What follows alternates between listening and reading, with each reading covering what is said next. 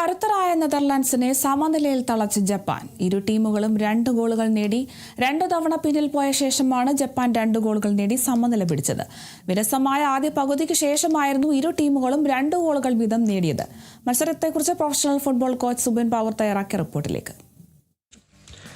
അങ്ങനെ വേൾഡ് കപ്പിൽ ഇന്നലെ നടന്ന രണ്ടാമത്തെ മത്സരം ഗ്രൂപ്പ് എഫിലെ മത്സരമായിരുന്നു. യൂറോപ്യൻ ഫേവറേറ്റുകളായ വേൾഡ് കപ്പിലെ ഫേവറേറ്റുകളായ നെതർലൻഡ്, വിർജിൽ വാൻഡിക്ക് നയിച്ച നെതർലൻഡും അതുപോലെ തന്നെ ജപ്പാൻ, നമ്മുടെ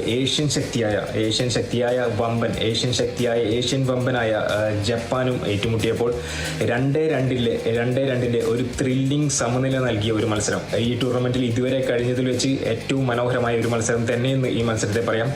മത്സരത്തിലേക്ക് വരികയാണെങ്കിൽ മത്സരത്തിന്റെ ആദ്യ പകുതിയിൽ ചെറിയൊരു മേൽക്കൈ, ഒരു 30 മിനിറ്റോളം ചെറിയൊരു മേൽക്കൈ നെതർലൻഡ് നടത്തി ബോൾ കൈവശം വെച്ച് ആക്രമണത്തിന് മുതിർന്നപ്പോഴും ഒരു 30 മിനിറ്റിന് ശേഷം മെല്ലനെ കളിയിലേക്ക് തിരിച്ചു വന്ന ജപ്പാൻ അവരും ഇതേ രീതിയിൽ ബോൾ കൈവശം വെക്കുന്നു, ആക്രമണത്തിന് മുതിരുന്നു.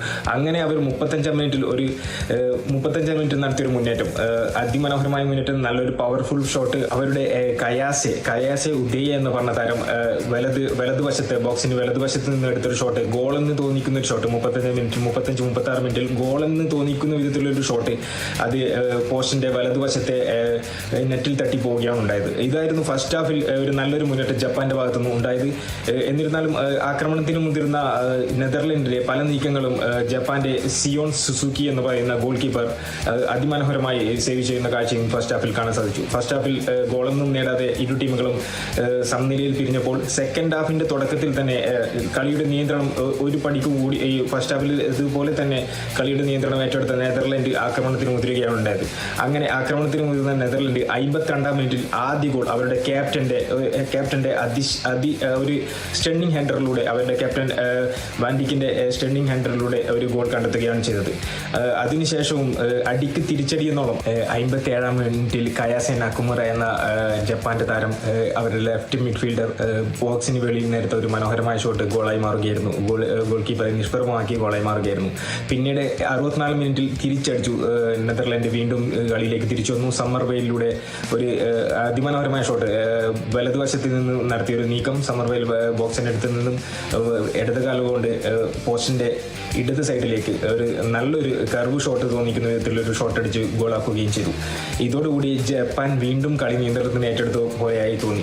ജപ്പാന്റെ മേൽക്കൈ തന്നെയായിരുന്നു പിന്നീട് അങ്ങോട്ട് നടന്നത്. ജപ്പാൻ അങ്ങനെ 80-ാം മിനിറ്റിൽ അവർ ഗോൾ കണ്ടെത്തുകയും ചെയ്തു. അവരുടെ പകരക്കാരൻ വന്ന ഹോക്കി ഗവ എന്ന് പറഞ്ഞ താരം ഒരു തകർപ്പൻ ഹെഡർ ചെയ്യുകയും അത് പോസ്റ്റിലേക്ക് പോകുന്നതിന് മുമ്പ് അവരുടെ തന്നെ സഹതാരമായ കമാദയുടെ തലയിൽ ഫ്ലിക്ക് ചെയ്ത് അത് ഗോളായി മാറുകയും ചെയ്തു. അങ്ങനെ ഒരു സമനില, 2-2 സമനില ജപ്പാൻ ഈ ത്രില്ലിംഗ് മാച്ചിൽ നാടകീയമായി പിടിച്ചെടുക്കുകയും ചെയ്തു. മത്സരത്തിൽ ഇരു ടീമുകളും ഒപ്പത്തിനൊപ്പം നിന്ന പെർഫോമൻസ് തന്നെയാണ് കാഴ്ചവെച്ചത്. വാൻഡിക്ക്, ഡിജോങ്, മെംഫീസ് എന്നിവർ അടങ്ങുന്ന നെതർലൻഡ് അവരുടെ എല്ലാ രീതിയിലും അവരും നല്ല മുന്നേറ്റങ്ങളും അറ്റാക്കിങ്ങും ഡിഫൻസും നല്ല രീതിയിൽ ഒത്തിണക്കിയ കോമാന്റെ ആ ടീം നല്ലൊരു പ്രകടനം കാഴ്ചവെച്ചു. മറുവശത്ത് നമ്മുടെ ഏഷ്യൻ ശക്തിയായ ജപ്പാൻ, അവരുടെ വീര്യം, അവരുടെ ഒരു കറുത്ത കുതിരകളാണെന്ന് പറയുന്ന ജപ്പാൻ അവരുടെ ശക്തി തെളിയിക്കുന്ന ഒരു മത്സരം 2-2 സമനില പിടിച്ചെടുത്ത് ഓരോ പോയിന്റ് വീതം ഇരു ടീമുകളും നേടുകയും ചെയ്തു.